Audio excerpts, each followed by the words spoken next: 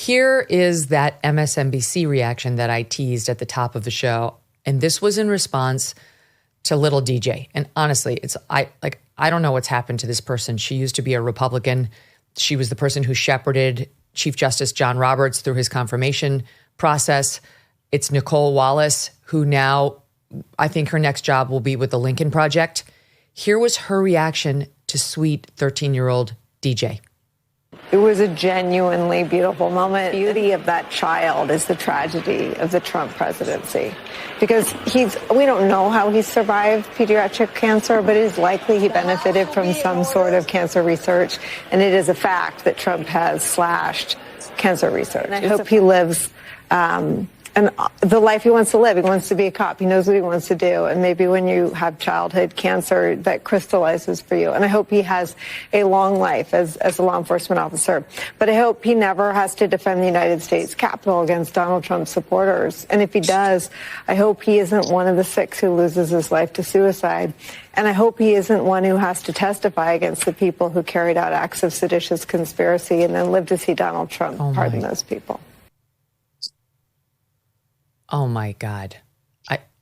That is jaw-dropping. We went back and looked to see what the reaction on set was to her.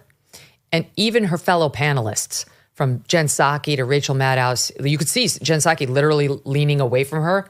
And even Rachel Maddow, without commenting on that, just moved away, bridged away to another topic. When you've gone too far for Psaki and Maddow, you've gone too far, period. Can you believe that? It's a psychological malady. It's literally sick. I mean, you look at that from a rational perspective. You're like, okay, that must be a deep fake of what Nicolle Wallace would say in such a circumstance. Say it's a lovely moment.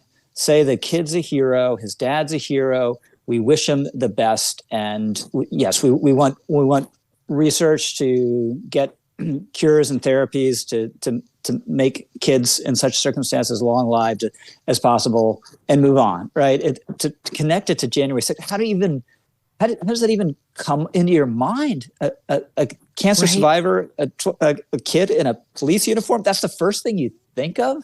It's mind-boggling. It's true. And she saw the same thing we saw, where his eyes got all big when President Trump said he was going to be made an honorary Secret Service. He was so excited. The hug, he threw his arms around the Secret Service director. It was a sincere embrace. And that's where she went, like, I hope he doesn't die on President Trump's Capitol Hill. There are other things that you can object to that Trump said if you're Nicolle Wallace. Lots of them, in fact, but not DJ. Not DJ.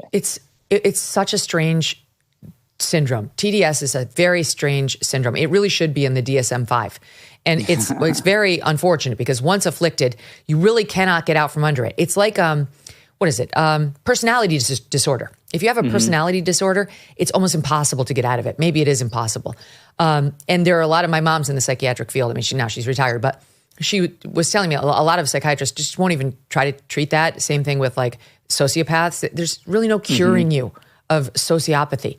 There's no curing you of TDS. Once you get it, it's a lifelong affliction, and it really does warp the way you see everything around you. You see the pot of gold, and to you it looks like crap. You know, you see a wonderful event for a child, and instead you see only doom and gloom and darkness if it has anything to do with the orange man. And it's strange how it's like it's broken for the rest of the country. Like they never really had it. And so now they look at these people and they're not watching them. You know, we were talking about this yesterday, Rich. Sometimes when you're in the opposition, your numbers go up. At Fox News, our numbers always went up when we were in the so-called opposition. It was Democrat president under Barack Obama, et cetera. Their numbers are not going up under MSNBC post-election. They're still withering on the vine. The numbers are horrid. And I really think it's because of this. Like, Trump's policies were not, yes, tariffs are controversial, right? But like everything else he talked about was really not even controversial. And the celebration of these suffering Americans and giving them a gift is a feel-good moment that we can all get behind. And the dour, TDS-afflicted anchors crapping all over the child's joy is something very evil.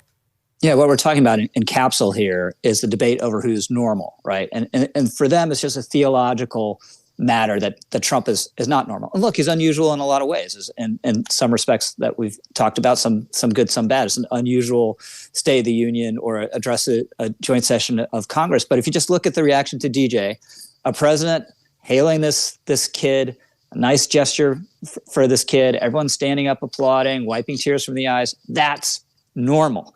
Sitting grim-faced and not reacting to this story or connecting it to January 6th is not normal. And this obviously is a reason why Trump won the elections, a reason why he's thrived, at least in relative Trump terms so far politically, is because he's occupied the normal ground in American politics, and they're spun off into outer space somewhere. I mean, and not to mention, seditious conspiracy and the mentioning of 6 cops who died by suicide. You know how many cops? First of all, being a police officer is extremely stressful, especially these days, thanks to her side's soft on crime policies and what's happening to cops on the street. And to attribute, post J6 suicides to Donald Trump. You know how many suicides there were from cops after the BLM riots? No, we don't, because nobody kept track of that. Right. But we know that because over 2,000 cops were severely injured during those riots. Or what about Daniel Dorn? David Dorn, who was killed in one of the BLM riots.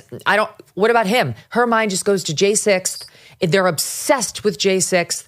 It's just whatever. I can't save them. It's a very interesting, psychological illness. I hope she gets the help she so desperately needs.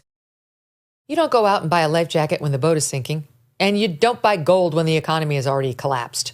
Clearly, others are heeding this advice as gold hit all-time highs already this year. It's not too late for you, too. And you could have Birch Gold help you diversify into physical gold. Birch Gold specializes in helping you convert an existing IRA or 401k in whole or in part into a tax-sheltered IRA in physical gold, and for no money out of pocket. One recent 5-star review said Birch Gold was, quote, knowledgeable, helpful, non-pressure. Get your free info kit on gold by texting the letters MK to the number 989898. There is no obligation, just useful information. With an A+ rating from the Better Business Bureau and countless 5-star reviews, text MK to 989898 and let the experts at Birch Gold help you secure your future today with gold. Thanks so much for watching. If you like what you just saw, hit the subscribe button for more clips and full episodes.